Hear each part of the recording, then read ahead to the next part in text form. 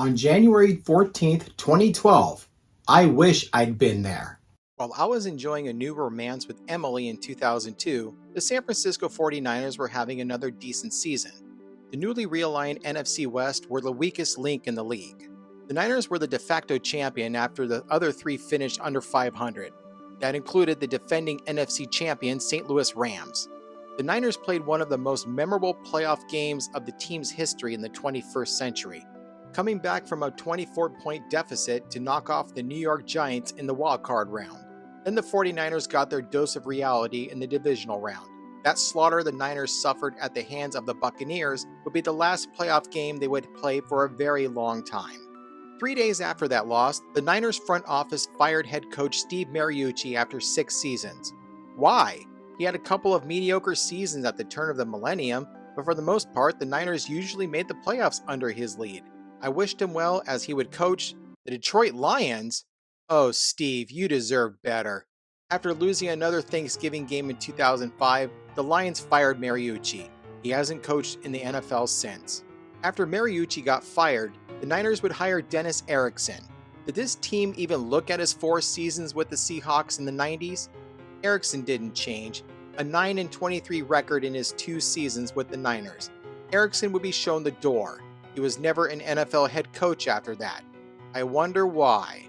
For the next 6 seasons, it didn't get better. To fans like me that hopped on the bandwagon after that massacre at Super Bowl 24, welcome to the Dark Ages. Or in the case of the fans that rooted for the team long before the catch, welcome back to the Dark Ages.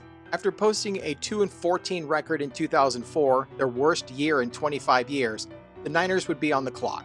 They drafted 2004 Heisman Trophy finalist Alex Smith as their first overall pick. You guys had the first pick of the litter and you went with him? I mean, if you were in the market for a quarterback, there was this guy who played 2 seasons of college ball across the Bay Bridge named Aaron Rodgers. But the new coach the Niners hired just didn't like Rodgers' attitude. For the first 5 seasons Smith played for the team, he had the makings of a draft bust. His season interception totals were usually in the double digits. His passer rating was no higher than 83. He scored 6 game-winning drives, and his completion percentage was 60% or lower. He was a mediocre quarterback, and after the 2009 season, I gave up on him. I will concede that it wasn't all his fault. How is he going to get into a rhythm when the offensive coordinators changed on an annual basis? At the same time, the head coaching situation wasn't any better. Having full control of the team as the head coach and general manager, Mike Nolan dragged this team to more futility while being a sharp-dressed man in the process. After expectations were not met, Nolan was fired in the middle of the 2008 season. In comes Chicago Bears legend Mike Singletary. Samurai Mike was serving as the Niners linebacker coach before given the interim job. In his first game as head coach, Singletary was letting the team know that things were going to change. That message was sent when he told the team's tight end Vernon Davis to hit the showers after Davis was flagged for an unsportsmanlike conduct penalty in a blowout loss to Seattle. What happened later had me falling in love with the new coach's mentality. I would rather play with 10 people and just get penalized all the way until we got to do something else, rather than play with 11 when I know that right now that person is not sold out to be a part of this team. It is more about them than it is about the team. I cannot play with them, cannot win with them, cannot coach with them, can't do it. I want winners. I want people that want to win. After that incident, the 49ers turned it around a little. 5-4 after the bye week and finished 7-9. Not good, but what did I expect? Nolan had the team in a hole to start the season. The team improved in 2009 and posted their first 500 or better record since 2002. In 2010, the team fell apart again. They started 0-5 and didn't win a game until they beat the Raiders in Week 6. Another losing season. Sorry, Mike. I want winners.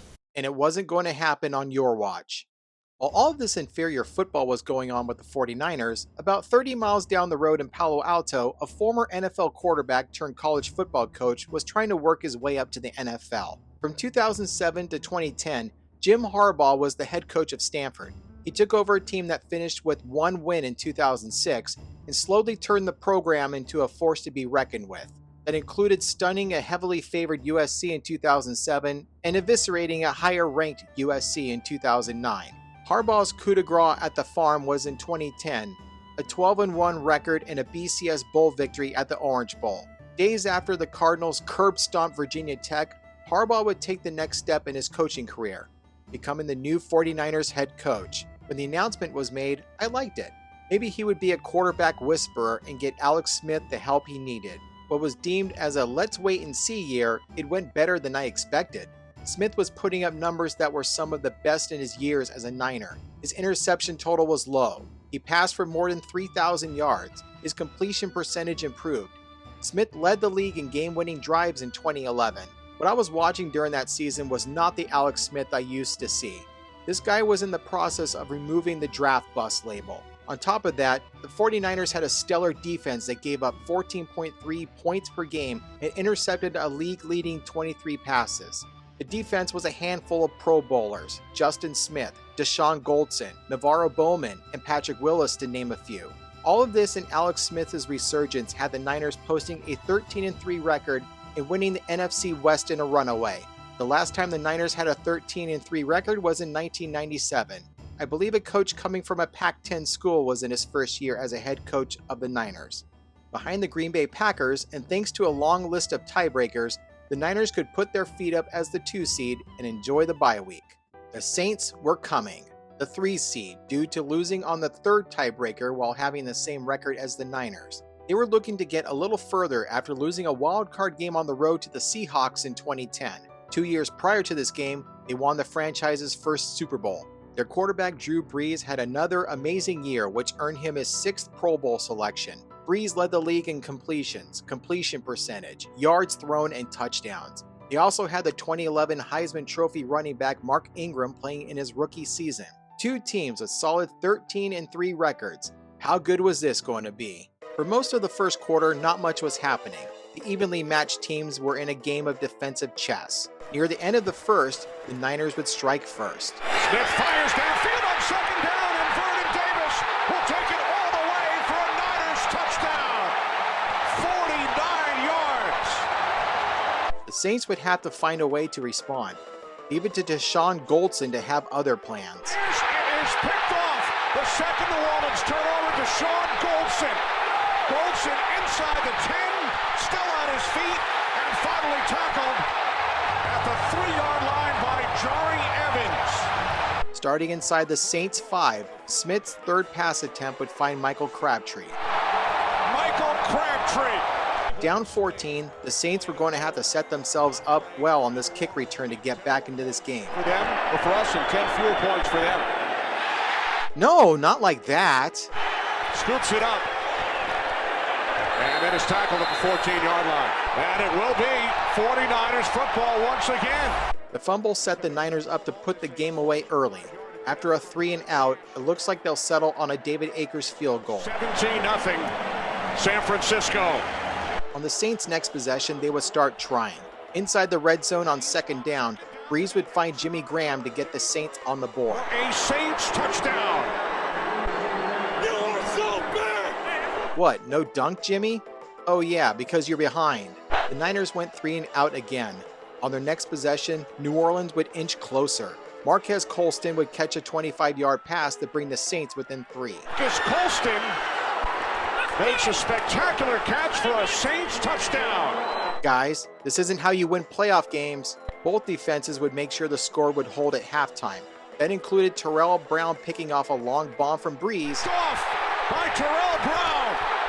The 4th Saints turnover. And Brown brings it all the way back to the New Orleans 44-yard line. And Smith getting dropped and coughing up the ball. Smith on 2nd and 10, steps up, tries to get away from pressure. He lost the football. And it is recovered by the Saints. The opening drive of the second half had the Niners extending their lead to 6 on another Akers field goal. David Akers, 2 for 2. Both teams went the rest of the third quarter punting the ball back and forth. The only time a team went 3-and-out was the Niners midway through the third. One team was holding the line. The other was doing everything in their power to get back in the game. The final 15 minutes of the game was when the battle got intense. The Saints would continue their drive in the fourth quarter that resulted in a John Casey field goal, cutting the lead in half. His kick is good. Both teams went 3 and out on their next drives. The first play of the Niners' next possession had Frank Gore running for 42 yards to the red zone. Gore breaks free.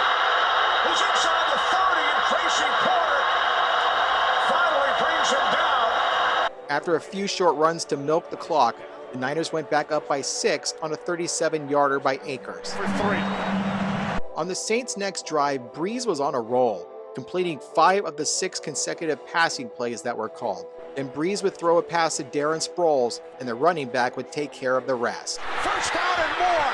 Inside the 20, the 10. Touchdown, Darren Sproles. After Casey kicked the PAT, the Saints had taken the lead. The 49ers would generate a response. After a couple of huge passes to open the drive, they used Kendall Hunter and Vernon Davis to get to the Saints' 23-yard line. After the Niners got flagged for too many men on the field, it was Smith's turn to use his legs. And more. Alex Smith is in. Touchdown.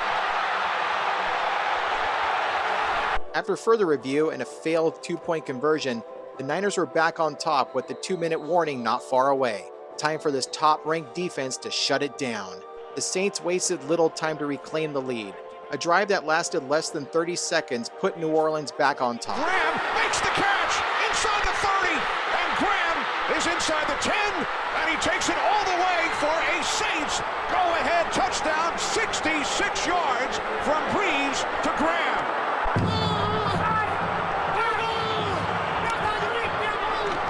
The Saints went for 2 and succeeded. The least the 49ers could do was force overtime if Akers hit another field goal. Less than 2 minutes left, and the Niners had the ball on their own 15. How would this new Alex Smith do when the game was on the line? Gore would run the ball a couple of times to move the chains. Later in the drive, Smith found Vernon Davis for a huge gain that put the Niners in the red zone. Davis is inside the 30, and finally wrestled out. On 3rd down, Smith would find a receiver. He throws to the end zone, and the catch is made by Vernon Davis for a Niners touchdown. Just think, 3 years earlier, Mike Singletary said this team couldn't win with him. One more time from the 14-yard line. Brees checks it down. Sproles back to Brees. Robert Meacham is tackled. The Saints ran out of answers, and they ran out of time. The Niners would win and reach the NFC Conference Championship game for the first time in 14 years. I still remember where I was when that catch happened. I was working in San Jose, and one of my co-workers was streaming the game off one of those European free streaming sites. I had the radio on, and since the broadcast was ahead of the stream, I would look at his phone to see the play for myself after it happened. It was another chapter of a series of events in 49ers lore known as The Catch, with Dwight Clark and Terrell Owens preceding Vernon Davis. It's still a top 10 highlight over the past 30-plus years of me watching 49ers football. The next question would be, where would the Niners go for the NFC Championship game? Would they be traveling to Green Bay to face the defending Super Bowl champion Packers, or would they get a bonus home game? The answer would be the latter. The New York Giants stunned the 15-1 Packers at Lambeau Field in the divisional round. The Packers were a perfect 8-0 at home before falling to the Giants. Here we go again. Another playoff home game against the Giants. The 4th since 1990. The last time these two met in the postseason was a long time ago. Quarterbacks Smith and Eli Manning were still in college the last time these two teams met in a playoff game. The game was a tight contest that had me full of nervous energy. My wife even offered me a Xanax to calm my nerves. The dose didn't work. The Giants would take the lead in the 4th quarter after a Manning pass to Mario Manningham.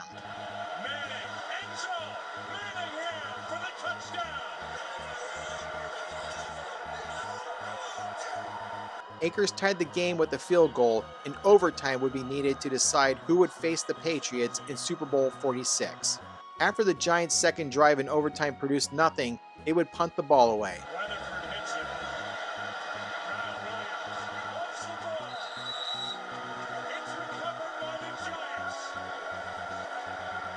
Look, I'm not putting this on you, Kyle, but a lot of people did. You gave the Giants the game. Available because of a knee injury. He's muffed a punt, and now this one is knocked out by Jaquan Williams. Recovered by the Giants already inside field goal range. Starting on the Niners' 24, it wasn't enough for the Giants to simply kick a field goal and call it a day. They had to do a slow burn by getting in the red zone before having Lawrence Tynes put the Niner faithful out of their misery. This loss hurt, and I would have to wait another year. But I had to tip my hat to Jim Harbaugh. He renewed my love for this team after several years of wandering the desert. I know the only thing this team could do was dust themselves off and try again. It was only just the beginning, right? This game would begin a winning coma for a team that was elite in the olden days. Now, I wasn't there, but here's someone who was.